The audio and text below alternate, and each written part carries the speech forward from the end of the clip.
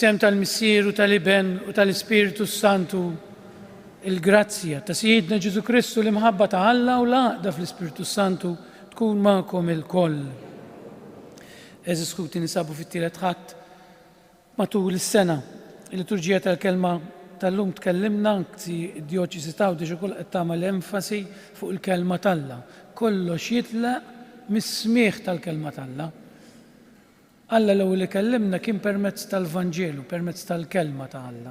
L-ewwel fl-Antik Testament permezz tal-Profeti u mbagħad permezz ta' Ibnu. Għalhekk kemm huwa importanti li nisemgħu l-kelma tal-Alla li hija l-ewwel parti tal-Quddiesa imma mhux biss nisemgħuha u ngħixuha. Għalhekk bi preparazzjoni għal din l-Ewkaristija illi llum ser nagħmluha b'suffraġġju għar-Roħ Brandon. Nitolbu lil Alla jaffrilna xi noqqasijiet li stajna għamilna, noqqasijiet żgħar, biex nkunu nistgħu niċċelebraw kif jixraq dan il-misteru tal-Ewkaristija.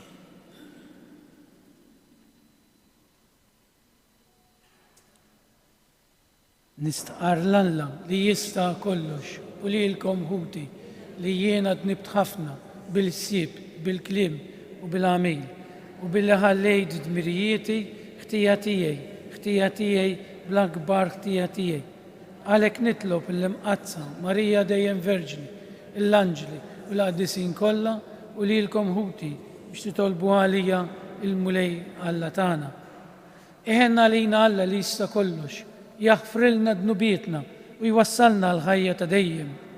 Mulej ħniena, Kristu ħniena, mulej ħniena.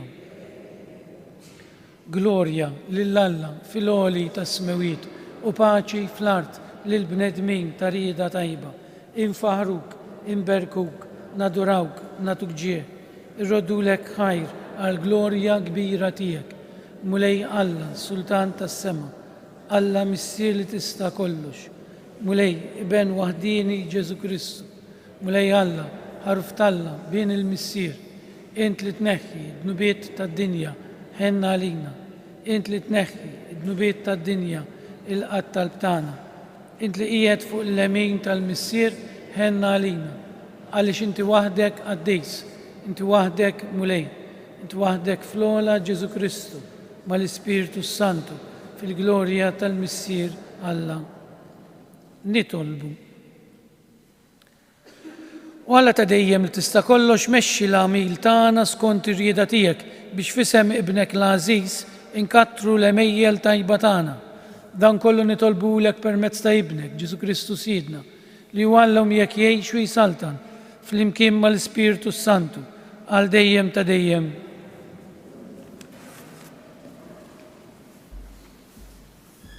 L-ewwel qari.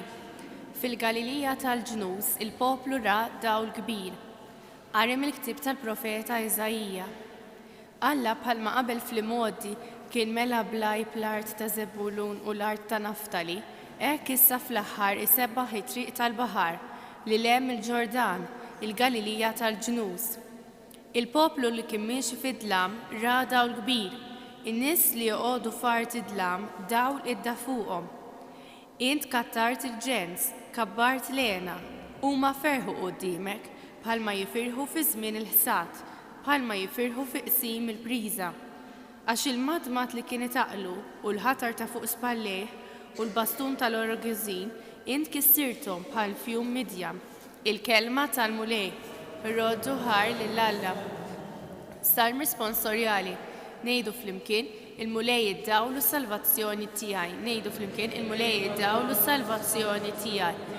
Il-mulej id-dawlu s-salvazzjoni tiegħi. Min għandi nibża. Il-mulej u l-ken tiegħi quddiem min għandi nitwerwer. Ngħidu flimkien il-mulej id-dawlu s-salvazzjoni tiegħi. Ħaġa waħda tlabt il-mulej, ħaġa waħda nfittex li nagħmar f'dar il-mulej tul il-jiem kollha ta' ħajti biex nitaxxaq bil-ħlewwa tal-mulej. Jien nħares lejn it-tempju tiegħu. Ngħidu flimkien il-mulej id-dawlu s-salvazzjoni tiegħi. Nemmen li qed nara tiba tal-mulej f'art il-ħajjin. It-tama fil-mulej, żomm sħiħ u qawwi qalbek. It-tama fil-mulej. Ngħidu flimkien il-mulej id-dawlu s-salvazzjoni tiegħi.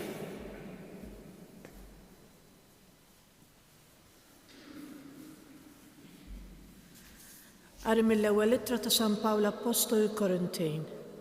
Nitlobkom ħuti f'isem Sidna Ġesu Kristu biex tkunu taqblu fi klimkom u ma jkunx hemm firdiet fostkom. Kunu maqudin kif imiss, ħsieb wieħed u fehma waħda. Ħuti, in-nies ta' Kloji qaluli fuqkom li fostkom hemm it-tilwim.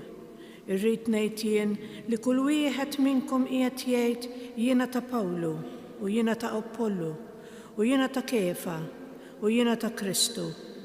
Jaqgħu Kristu mifrud, forsi Pawlu kien li ssallab għalikom jew fisem Pawlu tammittu. Kristu ma bgħatniex biex nammet, iżda biex inxandar l-Evanġelju, mhux bi kliem il-erf sabiex ma jiġix fix-xejn is-salib ta' Kristu. Il-kelma tal-mulej. Alleluja, alleluja, alleluja. Ġesu xandar l-Evanġelju tas-Saltna u fejja kull xorta ta' Mart fost il-poplu. Alleluja, alleluja.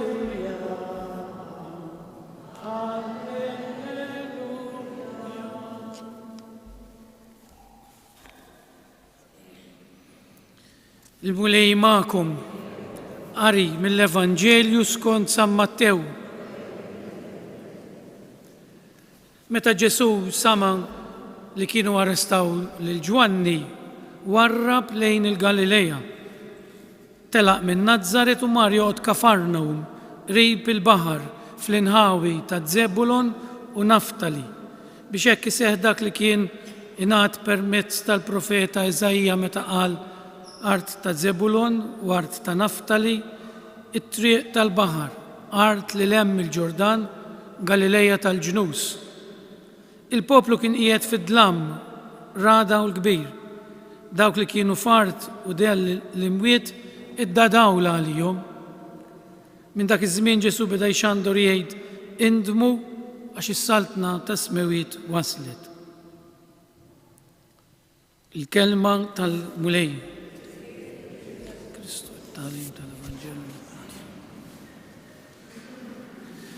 Il-liturġija tal-kelma tal-lum ġifieri l-ewwel qari u l-Vanġelu jkellmuna huma rikki ħafna u jkellmuna ċar ħafna dwar il-kelma ta' Alla li aħna nisemgħu u ġġib bidla fina. Profeta Eżajja l-ewwel lezzjoni, dan Eżajja kien l-aktar profeta li tkellem dwar Ġesu, ħabbar it-twelid tiegħu Betlem, u llum l-ewwel lezzjoni, anzi l-Vanġelu jikkwota l-ewwel lezzjoni. Il-poplu li kien miexi fid-dlam mela Ġesu. Eżajja qal dawn iż-żewġ tibliet, Zebulon u Naftali, li huma żewġ ibliet portwali, jiġifieri hemm il-portijiet fihom dejn il-Galileja. Issa meta jkollok port, immaġinaw il-port ta' Malta. Issib minn kull kwalità ta' nies, minn kull nazzjon, kull lingwa, pagani, jemnu ma jemnux, speċjalment f'dawn iż-żminijiet. F'dawn iż-żminijiet ta' Ġesu, fejn kollox kien jgħaddi bil-baħar. U il-Vanġelu tal-lum interessanti, l-ewwel nett Ġesu jgħidilna li meta arrestaw il-Ġwanni warrab u mar lejn il-Galileja. Ġesu nduna jew qal wasal iż-żmien li nibda nxandar il-kelma ta' Alla. Da x'fettillu mar fl-ar bliet li kien hemm f'Iżrael. Fejn l-iktar li kien hemm burdell, ġenn, nies ma jemnux pagani, l-imbarazz kollu tal-belt li ġib magħha belt portwali. Kif ma marx? Idealment kien imur ġa Tempju, Ġerusalem, fejn hemm nies li lesti jisemgħuh, fejn hemm nies li huma istruiti għax studjaw il-Bibja, fejn hemm il-qassisin li kienu jistennew il-dan il-Messija, għardan x'fettillu mar fejn l-iktar li hemm taħwit. Jekk kontu għaw il-ħat li għadda, jiena qed li Ġesu dejjem ifittixna lilna fl-iktar postijiet fejn ma nistennewx. U tagħmel sens għax il-Vanġelu jgħidilna ġie biex jagħti id-dawl. U jien ovvjament u aħna id-dawl ma nixeluħx fejn hemm id-dawl, ma noħroġ fis-sija ta' wara nofsinhar fejn hemm ix-xemx nixel bozza, id-dawl nixeluh fejn hemm id-dlam. Mela l-ewwel punt, Ġesu ġie biex jagħtina d-dawl u ħajfittixna fil-mumenti mudlama tal-ħajja tagħna. Propjament fejn l-iktar li ninsabu mazza ġadnub. Hemmhekk jiġi Ġesu. U ma nistax bux biha din għax niżel fil-ħmieġ tagħna biex lilna jerfana. Ħa nitalmu u ninnutaw ftit. Mela San Ġwan il-Battista kien jagħmmet in-nies kienu jmorru għandu, indunajtu, in-nies kienu jmorru għandu biex jieħdu l-ma'mudija mhux tal-maħfra, tal-indiema. Ħa ngħidilkom għaliex San Ġwan ma setax jaħfer id-nubiet. Is-sagramenti waqafhom Ġesu. Qabel ma Ġesu miet, ma setax ikun hemm maħfra tad-nubiet għax ħadd ma patta l-nubietna. Għalhekk il-Lut kienu jirrabjaw, ġifieri dak iż-żmien Ġesu biss, Alla biss seta' jaħfer id-nubiet, u għalhekk il-Lut kienu jirrabjaw għalih meta kien jgħidulhom nubietek maħfura. X'kienu jgħidu min jista' jaħfer id-nubiet ħlief Alla. U veru Alla biss seta' jaħfer id-nubiet. Għax Kristu kien għadu ma mietx għal nubietna. Għalhekk il-ma'mudija ta' Ġwanni kienet ma'mudija tal-ilma u tal-indiema u kien jgħidilhom jiġi xi ħadd ieħor warajja li huwa aqwa minni u jgħammitkom bl-ispirtu li jaħfer id-nubiet. Mela n-nies kienu jmorru għand Ġwanni. Ġesu x'għamel fil-Ġdid Testament? Ma għadx jistenna n-nies jiġu ħdejh. Ma għadx jistenna l-midneb jiġi ħdejh. Hawnhekk il-kobor ta' Alla. Maru ifittex il-midneb. Maru jażel l-apostli fejn? Fl-iktar bliet fejn ma kienx hemm nies jemmnu. Għax ġie biex jagħti d-dawl. Intom taħsbu li Ġesu xi nażel il-Pietru ma kienx jaf x'ħajamillu, ma kienx jaf minn xi magħmul. Dak Pietru kien jaf li Pietru ħafna arja u jiena ma nitilqekx u jiena nagħti ħajti għalejk u mbagħad xinġi għassi u n-noġa quddiem is-sejf tar-Rumani jien ma nafux 3 darbiet. Ġesu lil dak ried u dinna napplikaw għalina. Ġesu li jenna jridna kif aħna, kif ħalaqna, bid-difetti kollha tagħna u jħobbna kif aħna. U qabel ma nitgħallmu din ma jistax ikollna konverżjoni. U dan jiġi mis-smieħ tal-kelma t'Alla. Kma naqrawx il-kelma t'Alla, il-bidla fina ma ssirx. X'ħin Pietru x'ħin verament ħabbu lil Alla? X'ħin ċaħdu? X'ħin niżel fil-ħama tad-dnub tiegħu? Għaliex? Għax irrealizza kemm kien maħbub. U aħna fid-dnub tagħna meta ndunaw kemm aħna niġu maħfura u kemm aħna maħbubin u li aħna maħbubin kif aħna u mhux kif suppost inkunu, hemmhekk tibda tinbidel ħajjitna. Jien Alla jħobbni kif jien. Issa li smajna l-kelma ta' Alla, aħna rridu mmorru inxandruha. Mhux nistennew li nibda minna l-qassisin ta' aħna kultant ninalqu fil-bozza tal-parroċċja tagħna, fil-kumdità u nistennew in-nies jiġu għandna. Papa Franġisku jinsista ħafna fuq din li hemm bżonn noħorġu fit-toroq, noħorġu nagħmluha u jgħidilna frażi sabiħ ħafna Papa Franġisku. Il-pastor il-raj jkollu riħa tan-naċ.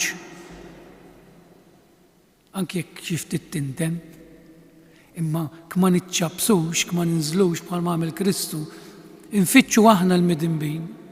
Issa dan qed ngħidha għalina s-saċerdoti, tinsewx li dan mhux biss ix-xogħol tas-saċerdot ta' prinċipalment huwa tagħna. Però x-xogħol ta' kull waħed u waħda minna, kull nisrani ta' x-xogħol tan-nisrani mhuwiex biss hawnhekk li hemm bżonn nagħmlu l-konverżjoni, mhux biss li nġu l-quddies għal ħadd, mhux biss li nsemgħu l-kelma tal-Alla, imma li xi naqbżu dik l-għadba tal-bieb ngħixuha fil-familji tagħna, fuq il-post tax-xogħol. Fejn sabhom Ġesu lil Pietru u lil sħabu l-Apostli? Fuq ix-xogħol tagħhom, fuq id-dgħajsa. Ma marx ifittixhom fil-Knisja fuq ix-xogħol Ġesu jfittixna lilna. Fuq ix-xogħol iridna nkunu nsara, fil-familji tagħna jridna nkunu nsara. Bl-eżempju tagħna. Nirriflettu ftit kif qed inkun fuq ix-xogħol jiena, kif qed inkun fil-familja tiegħi. X'missier jien, x'omm jiena, x'inhu l-aktar importanti. Dawn ħallew l-affarijiet li kienu jaqlew il-ħobżna ta' kuljum minnhom, ma ħallewhomx għal dejjem għax Ġesu baqa' imur magħhom jistat. Ġifieri Ġesu ma qallhomx ħallu xbieku tistadu x'iktar sajjieda ħatibqgħu imma tal-bnedmin. Imma xogħolkom ħatibqgħu tagħmluh, imma fejn ħatagħmluh ħadd tistadu kollha għall-erwieħ. Ġesu ma jiġix biex iħarbatlek ħajtek ta'. Ġesu ħalqek bid-difetti tiegħek, bit-tajjeb tiegħek u jħobbok kif int. U dawk id-difetti kultant qegħdin hemm biex iqazzuna. Dawk id-difetti qegħdin hemm biex iqazzuna. Iktar milli nistmerruhom, nippruvaw ngħixuhom biex iqazzuna. Jekk jiena jitlaqali f'malajr, dak probabbli mhux ħadd neħħiha, dak huwa karattru. Aħna hekk twilidna, kulħadd għandu xi salib. Imma titgħallem tgħix miegħu dak is-salib u tiggwadanja bih. Jirnexxielek tħobb permezz tiegħu, jirnexxielek tgħin il-ħadd ieħor permezz tiegħu, jirnexxielek titqaddes permezz tiegħu. Ġesu lill-Apostli ma qalhomx daqshekk sajjieda, ħatibqgħu sajjieda, imma x'int tindunaw kemm inħobbkom kif intom, hemmhekk tibdew tbidlu ħajjitkom. Ġesu jfittixna fuq il-post tax-xogħol, tieħdux qata' li fil-ħajja tagħkom Ġesu jfittixkom fejn tkunu, jew anke kultant fid-dnub tagħna jinżel ifittixna Ġesu. Għax hemmhekk meta jien l-iktar fil-ħama, tiftakru l-istorja tal-Iben il-ħali, fejn mar ifittxu l-Ġesu? Fejn mar ifittxu Ġesu? F'xin kien mal-qżieqes? Fil-ħama, xi ma kienx baqalu flus. X'in kien fl-eqlel tad-dnub. Qal missieri iħobbni. U qam u biddel ħajtu. Jiena naħseb illum tajb nispiċċaw b'din l-aħħar tema il-kelma tal-Alla, rridu nisemewha mhux nisemewha biss imma nippruvaw ngħixuha. L-Apostli semewha telqu ftit l-affarijiet ta' kuljum, telqu u mxew wara Ġesu, aħna kultant rridu nitilqu ftit mill-affarijiet li għandna. Il-preokkupazzjonijiet ta' kif ħan jgħixu, il-preokkupazzjonijiet kif ħan nitemgħu il-familja, mhux nitilquhom għax huma importanti, però rridu ħallu spazju. Kma ħallux spazju għal-kelma tal-Alla, ma nistgħux insibu dak il-ferħ etern. Għalhekk nitolbu l-Ġesu jtina din il-grazzja li f'dan il-ħadd fejn Ġesu jsejħilna bħalma sejħil l-Apostli nisemgħu il-kelma tiegħu u ntu attenzjoni mingħajr ma nbidlu ħajjitna f'dak li qed nagħmlu ta' kuljum għax dak huwa d-dmir tagħna, imma ħallu spazju biex il-kelma tal-Alla taħdem fina u nimmeditawha. Ikun infaħħar Ġesu Kristu. Numu bil-wieqfa ħalli flimkien nistqarru l-fidi tagħna u ngħidu jiena nemmen falla wieħed il-missier li jista' kollox li ħala s-sema u l-art, dak kollu li jidher u dak li ma jidirx. F'mlej wieħed Ġesu Kristu, Iben waħdini ta' Alla, imnissel mill-missier qabel kull żmien, Alla minn Alla, dawn minn dawn, Alla veru minn Alla veru, imnissel mhux magħmul, natura waħda mal-missier u bih sar kollox. Niżel mis-smewiet għalina l-bnedmin u għal-fidwa tagħna u għal-ġisem bis-seta tal-Ispiritu Santu minn Marija Verġni u sar bniedem. Salbu għalina, bata taħt Ponzu Pilatu, mietu difnuh, fi 3 jum qam minn belwiet skont il-kodba mqazza u tal-assema qiegħed fuq l-lemin tal-missier u għandu jerġa' jiġi bil-glorja biex jagħmel ħaq mill-ħajjin u mill-mejtin u s-saltna tiegħu ma jkollix tmiem. Fl-Ispiritu Santu mulej li jagħti l-ħajja li ġej mill-missier u mill-Iben u li meqjum u mweġġaħ fl-imkien mal-missier u mal-Iben u li tkellem b'fom il-profeti fi knisja waħda, qaddisa, kattolika, apostolika, nistar ma'mudija waħda għal-maħfra ta' dnubiet, nistenna l-qawma mill-luwiet u l-ħajja ta' żmien li ġej. mdawlin bil-kelma tal-mulej, impoġġu f'riġlejh it-talbiet tagħna. Missier il-ferħ tal-Knisja u li tevanġelizza għati l-qawwa lill-Knisja tiegħek biex taqdi din il-missjoni b'fedeltà u imħabba. Nitolbu għal-mexxejja tal-ġnus sabiex l-għażliet tagħhom ikunu dejjem imdawla mill-kelma tiegħek u jaħdmu għall-paċi u l-waqfien mill-gwerer. Nitolbu kompli mulej sejjaħ aktar ħaddiema fil-għalqa tiegħek sabiex iwasslu kelmtek fil-qalb ta' kull bniedem. Nitolbu mulej il-kelma tiegħek hija d-dawl għal ħajjitna, ħadd tkun kelmtek li tmexxina lejk u lejn ħutna. Nitolbu bl-interċessjoni tal-Madonna ta' Pinu ilqa' lill-familji, lill-morda u lil dawk li jieħdu ħsiebhom għamel li jġarbu l-ferħ u l-paċi tal-preżenza tiegħek. Nitolbu ilqa' talbna mulej u għenna nibnu ħajjitna fuq il-kelma tiegħek għaliex hija l-kelma li ddawwa lit-triq ta' kull bniedem bi Kristu Sidna.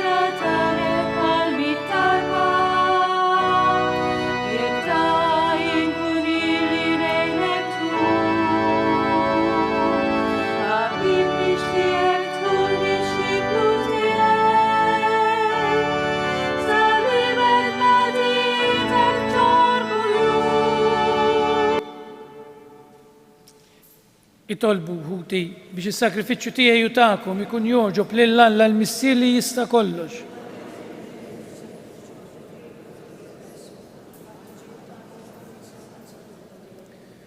Ilqa' bisliem mulej l-offerti tagħna u għamel li jkunu ta' fejda qatt qaddejs fis-salvazzjoni tagħna bi Kristu Sidna. Il-mulej magħkom. Nerfgħu qlubna l fuq. Nizzuħħajr l-mulej Alla tagħna. Sewwa xieraq tassew mulej missier qaddejs Alla ta' dejjem li tista' kollox, tajjeb u ta' ġejta s-salvazzjoni tagħna li dejjem kullimkien irroddulek ħajr. Aħna nafu li għall-glorja tiegħek bla qies inti twieżen lilna bnedmin dgħajfa u tipprovdilna wkoll għajnuna mill-istess natura dgħajfa tagħna. B'hekk inti tagħder u tħenna l min jintilef u minn fejn ikun ġarrab it-telfien twasslu għas-salvazzjoni tiegħek bi Kristu Sidna. Bih tajja kollha tal-anġli, ferħana għal dejjem quddiemek, iqimu l-kobor tiegħek flimkien ma tagħhom ilqa' nitolbuk it-tifħir tagħna waqt li bil-qima intennulek u ngħidu għaddejs, għaddejs, għaddejs. Mulej Alla tal-eżerċiti, smewiet l-art mimlija bil-glorja tiegħek, osanna fil-ogħla tas-smewiet. Imbirek minn ġej fisem il-mulej, osanna fil-ogħla tas-smewiet.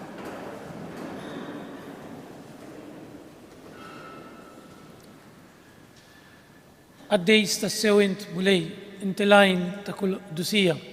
Għaddes għalek nitolbuk dawn l-offerti bil-barka tal-Ispiritu tiegħek biex isiru għalina il-ġisem u d-dem ta' Sidna Ġesu Kristu li meta kien ser jirnata biex mrajħibati ħaj l-ħobs radlek il-ħajr, birek, qasam, tali d-disċipli tiegħu qal: ħudu u kulu il-koll minn dan, għax dan huwa ġismi li jingħata għalikum.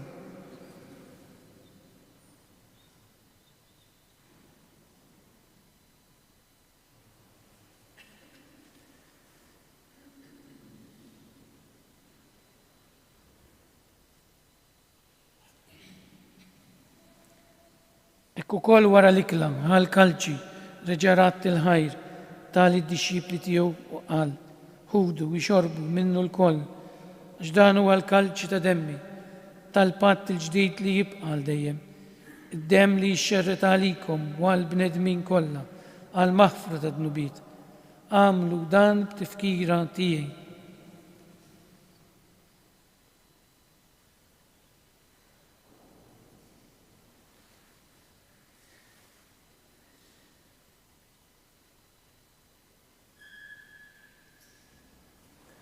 Dan hu il-misteru tal-fidi. Xandu l-fer għaw minn tijek, tiġi fil-glori. Għalek, għana namlu dan b'tifkira tal-mewt u l-qawmin ta' Sidna Ġesu Kristu, nofru lek mulej il-ħobs tal-ħajja u l-kalċi tas-salvazzjoni. U rrodu lek ħajr xoġbok til-qana un qoddimek biex naqduk. U mitċo kontana nitolbu l-Spiritu Santu jaqadna f'ġisem wieħed li jenna li nieħdu sem mill-ġisem u d-dem ta' Kristu. Ftakar nitolbuk mulej fil-Knisja tiegħek imxerda mad-dinja kollha u ttaqqa fl-imħabba fl-imkien mal-Papa Franġisku, mal-Isqof tagħna Anton, mal-isfijiet u l-ministri kollha tiegħek. Ftakar nitolbuk ukoll f'ħutna li raqdu bit-tama tal-qawmien, ftakar fil-mejtin kollha tagħna. B'mod partikolari nitolbu għar-Ruħ Brandon, tolbuk mulej jiddaħħalhom quddiemek fid-dawl tas-seb tiegħek. Ħenna lina l-koll nitolbuk. Għatililna wkoll il-wirt tal-ħajta dejjem fl-imkien mal-Verġini Mqazza u Alla Marija, ma' raġel ta' San Ġusepp, mal-Apostli u l-qaddisin kollha li jgħixu fil-biberija tiegħek sa mill-bidu tad-dinja. Għamel li magħhom infaħruk u nsebħuk b'Ġesu Kristu ibnek. Bi Kristu, ma' Kristu u fi Kristu jingħata lilek Alla missier li tista' kollox, fl-imkien mal-Ispiritu Santu, kull ġieħu glorja għal dejjem ta' dejjem. Ejjew nitolbu li dan il-missier tagħna li bagħat il-libnu biex ixandrilna l-kelma tiegħu. Nitolbuh bil-qalb u ngħidu fl-imkien: missierna li inti fis-smawiet jitqaddes ismek, tiġi saltnatek, ikun li trid int kif is-sema hekk ukoll fl-art. Ħobżna ta' kuljum għatina llum, aħfrilna dnubietna bħalma naħfru lil minu ħati għalina. La ddaħħalniex fit-tiġrid, iżda ħlisna mid-deni. Ħlisna nitolbuk mulej minn kull deni, għatina fit-tieba u l-ħnina tiegħek il-paċi fi żmienna biex inkunu ħielsa dejjem mid-dnub u imħarsa minn kull inkwiet. Għana u nistennew nittamaw il-ħena u l-miġja tas-Salvatur tagħna Ġesu Kristu. Mulej Ġesu Kristu li qed l-apostli tiegħek inħallilkom is-slim, nagħtikom is-slim tiegħi, la tħareġx lejn dnubietna, iżda ħares lejn il-fidi tal-Knisja tiegħek. Għatija slim u l-għaqda li trid fija, li tgħix fis-saltan għal dejjem ta' dejjem. Il-paċi tal-mulej tkun dejjem magħkom. Nagħtu sinjal ta' paċi li xulxejn. Paċi magħkom. Il-ġisem fl-imkien mad-dem tas-Sinjur tagħna Ġesu Kristu jkun jiswew lilna l se nitqarbnu bihom għal ħajja ta' dejjem. Ħaruf talla li tneħħi d-nubiet tad-dinja. Ħaruf talla li tneħħi d-nubiet tad-dinja. Ħaruf talla li tneħħi d-nubiet tad-dinja għatina l-paċi.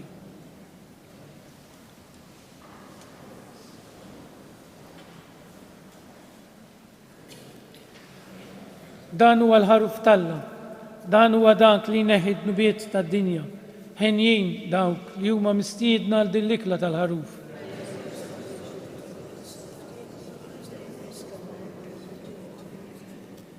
Ġisem fl-imkien mad-dem tas-Sinjur tagħna Ġesu Kristu jkun jiswew lilna se nitqarbnu bihom għal ħajja ta' dejjem.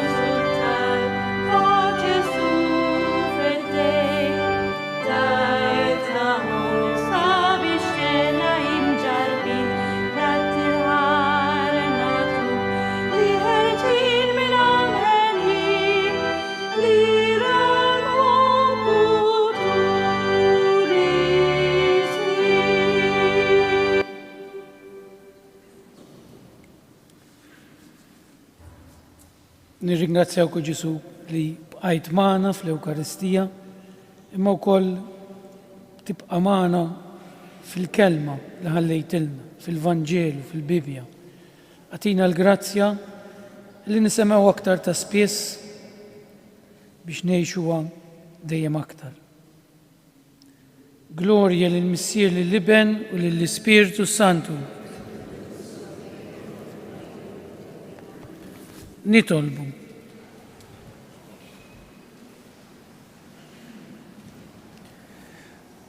U Alla ta' dejjem li tista' kollox qawwina fil-ħajja tal-grazzja tiegħek u għamel li dejjem ikollna l-ġieħ li nagħtuk servizz tagħna bi Kristu Siedna. Għandna xi avviżi.